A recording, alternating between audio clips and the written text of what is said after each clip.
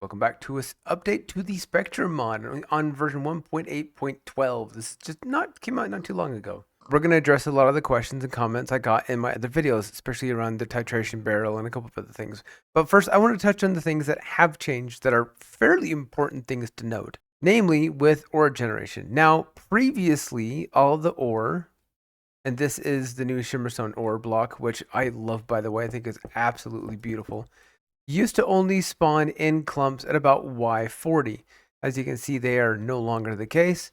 I think I found one that spawned at 95.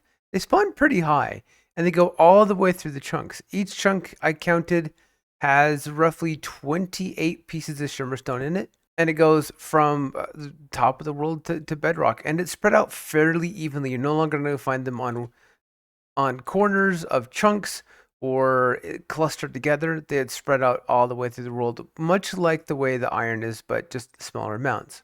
The other thing to note is the Azuerite now makes a beautiful sound, and it spawns in clusters together at the bottom of the world only. It's not spread out anymore. And I think this is the one I found that spawns the highest in Y level. This is at 36. But most of them that I have found have been in the 45 to 55 range, like this one down here.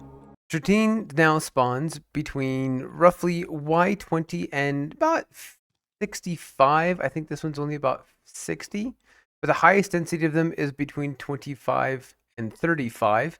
And please remember, you can only carry so much of this before you just can't jump anymore. I believe the EX is like about 24 to 28 of the regular Stratine fragments, and you can't jump a full block, so plan accordingly.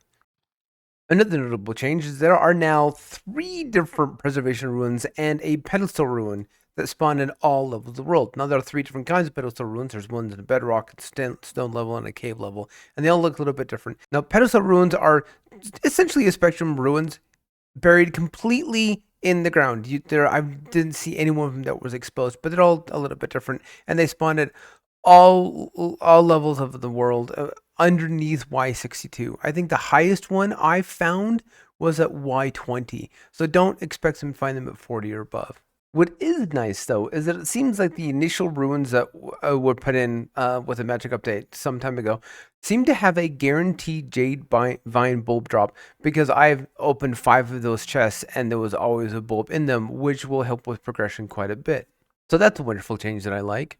When I initially recorded the video, there was an issue with reeds not spawning the swamps properly, and it wasn't anything that the developers of Spectrum could do anything about, and it had to be adjusted by Terralith biomes ago or what have you. This has been addressed. They now do spawn properly in all swamps, at least at the ones that I have tested. Now, the reeds are interesting because you can find them, but the only way to make them grow is they have to have mud next to them, and they will consume the mud and to get a little bit taller. That's the only way you can really get infinite amount of vegetal.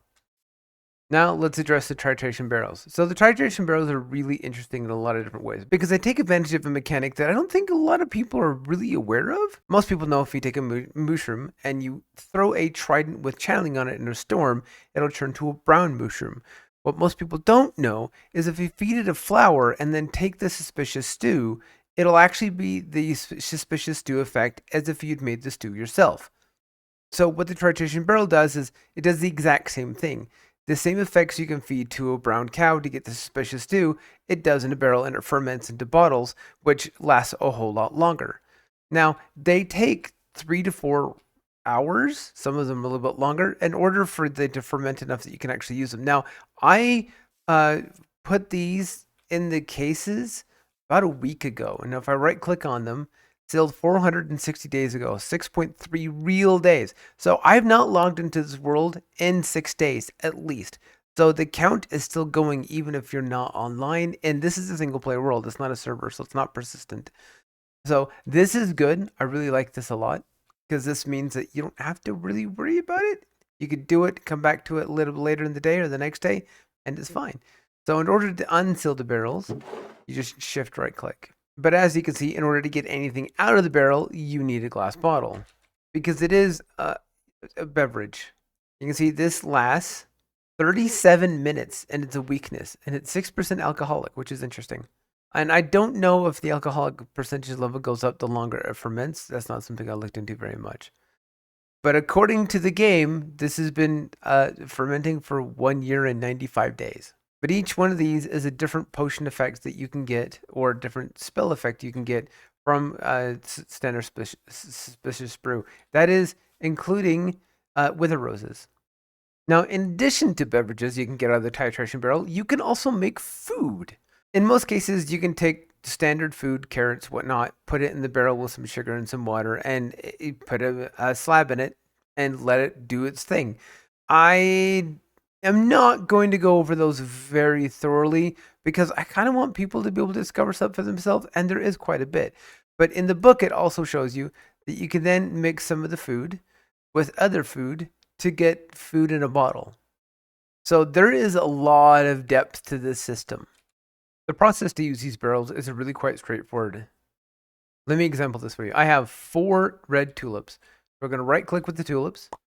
We're going to right click with a water bucket. And then we're going to take one of the colored planks from Spectrum and right click in the black spot. And that's it. This will take 4 real-time hours for this to ferment, and then you can pull the bottles out. Pretty simple, pretty straightforward. Now, there's been instances and cases where I've had in comments where people say, hey, if there's something in it, I can't get it out. How come it's not working? Well, here's one of those instances. There is water or something in this barrel. Most of the time, it's a matter of trying to figure out what it is. If it's water, use it, right-click it with an empty bucket. It'll pull it out. Eventually, the water disappears, and you can get rid of the buckets. It's kind of weird how it works. I don't think it's bugged or broken. I think it's just situational. The last thing I really want to address in this quick video is the midnight solution. So something has changed rather dramatically. Now, previously, when you dumped the midnight solution on the ground, it would eat the dirt. And now it no longer eats the dirt. It changes the dirt. Midnight solution is still very reactive. Depending on what you put in it, it'll convert things.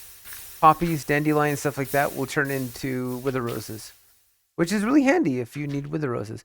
So what it does now, it leaves behind this substance known as black materia, which actually is kind of pretty.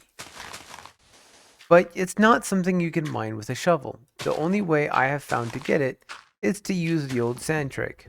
Throw down a torch, break it, and it becomes an item you can pick up. But if you go to mine it with anything, whether it be your hand or a shovel, it just breaks. I haven't quite figured out what this is used for yet. I'm still working on it. This is just going to be a very, very quick episode. I'm going to wrap this one up here. I am actively working on another episode right now, and because I want to address this.